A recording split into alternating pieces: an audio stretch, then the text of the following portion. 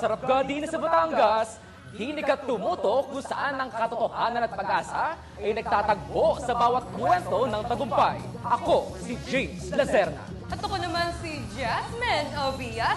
Ihahatid natin ang mga balitang trending at huntahang N na N. Ito ang kadluan ng katotohanan At pag-asa. Hiraya! Sa hilera ng mga balitang trending, 200 pisong aumento sa sweldo. Aprobado na sa komite ng Kongreso. NFA Rice nag-comeback sa mga pamilihan matapos ang deklarasyon ng security emergency.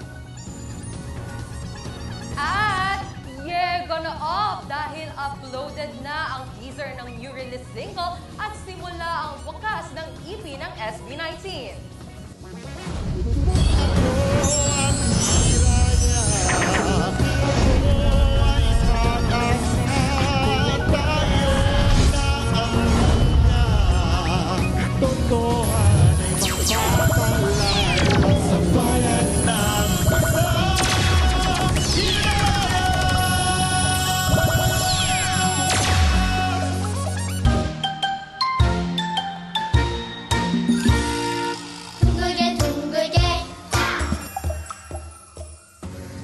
Lusot na sa House Committee on Labor and Employment ang panukalang 200 pisong aumento sa sahod para sa mga pribadong sektor. Ayon naman sa mga employer, kung sa mga manggagawa ito'y benepisyo, sa kanila ito'y isang malaking perwisyo. Nakatutok sa balitang yan live mula sa Batangas City, si Andre Unico.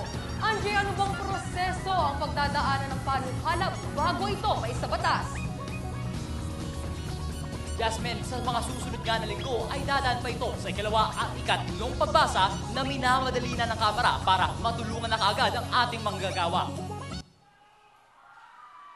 Doble kayod si Michael dahil hindi sapat ang 450 pesos na kinikita niya araw-araw. Kaya naman, masaya siya sa balita na tataas ang sweldo. Opo, malaking tulong na din po yun sa amin kasi nga tumataas na nga yung mga bilihin. Ang momento ng sahod na ito ay isa lamang sa mga bersyon ng taas sweldo na ipinasa sa Kamara. Pag naisa batas ang panukala, ang dating 600 pesos na minimum wage ng NCR ay magiging 800 pesos na. Habang 600 pesos naman ang magiging minimum wage ng mga probinsya na 400 pesos dati.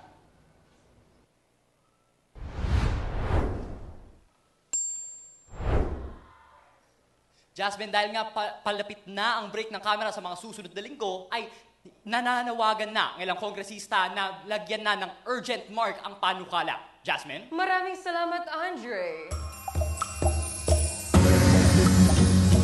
Nagdeklara na ang Department of Agriculture ng food security emergency na magbobomba ng NFA rice buffer stock sa merkado. Galing daing naman ng magsasaka sila ang maiipit sa bagong patakaran. Connected sa balitang yan, si Jasmine Lopez. Sakit sa bulsa ang abot ng consumer na si Lino sa presyo ng mga bigas sa merkado. Kaya no choice na lang siya kundi patusin ang pinakamura. Minsan matigas, minsan sira, pero papatusin kasi mura. Sa pagbaba ng DA ng NFA rice sa merkado, ang presyo nito ay 35 pesos. Mas mababa yan sa unang inanunsyo na 38 pesos. Bunsod din ito bumaba rin ang presyo para sa mga local rice. Dating nasa 46 pesos lamang ang bentahan na bigas. Ngunit ngayon, nasa 36 to 38 pesos na lamang ito.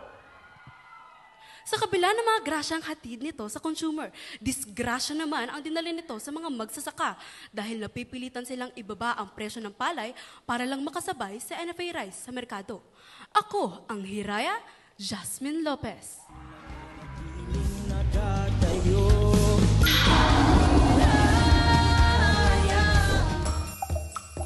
Tumaas sa 24.9% ang dating 22.9% na hunger rate ang mga porsyento ng mga Pilipinong nakakaranas ng gutom sa kabila ng iba't ibang aksyon ng gobyerno. Let's hear kung anong say ng ating mga hopeful sa Here I Say. Sana ipaigtingin pa nila yung mga programa nilang mga ginagawa kasi wala kaming nararamdamang pagbabago mula sa gobyerno. Sana mapaabot din sa aming middle class ang tulong ng gobyerno. Susunod! Isa ka ba sa mga solid listeners ng Mahal Lima? sure na mag-iiba ang favorite song mo sa kanilang bagong single. Yan at iba pa sa kadluan ng pag-asa, Hiraya!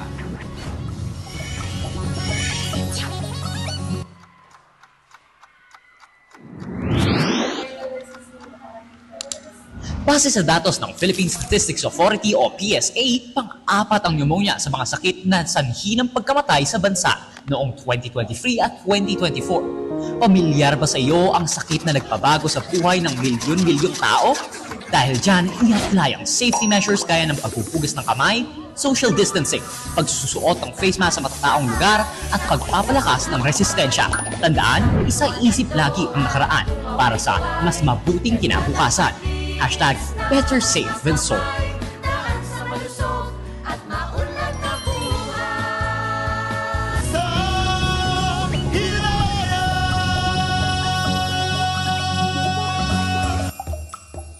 Nagsagawa ng joint aerial exercise ng Philippine Air Force at US Pacific Air Force para paigtingin pa ang relasyon ng dalawang bansa. Ang aerial activities na yan ang tugon ng dalawang bansa sa patuloy na panghaharas ng China sa mga barko at nangisda ng Pilipinas sa Baho de Masinloc. Sa ngayon, 3 barko na ng China Coast Guard ang iligal na naglalayag sa West Philippine Sea. Sana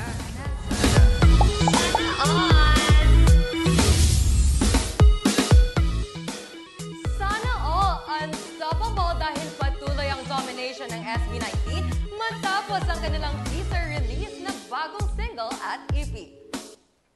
Nagsimula ang video teaser sa pagpapakita ng isang wasteland na may torn flag at abandoned stereo. James, sa-attend ka ba sa concert ng SB19? Siyempre naman, just ready na ako dyan.